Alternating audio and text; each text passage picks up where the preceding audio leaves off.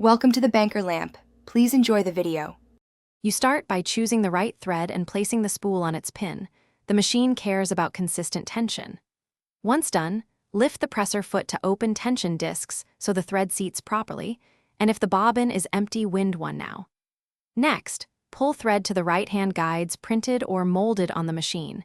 This first routing prevents snarls and sets the correct thread angle for smooth feeding when you reach the needle. Now continue by following the numbered path, into the tension discs, up to the take-up lever, then down through the final guides. These steps control loop formation and stitch consistency. Make sure the take-up lever is at its highest point before passing thread through it, because that positioning synchronizes bobbin loop catch. Once routed, gently pull the thread down toward the needle, keeping slight tension so the thread seats. Use the machine's thread the needle as your machine specifies, usually front to back, and trim the tail to about 2 to 3 cm so it won't tangle. Then hold the needle thread lightly and hand turn the handwheel toward you one full rotation. This brings the bobbin thread up through the throat plate so both threads are visible.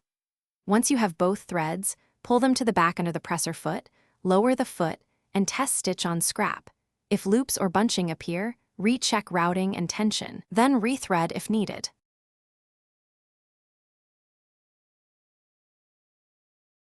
Thanks for watching. If this was helpful, leave a like and consider subscribing. See you next time.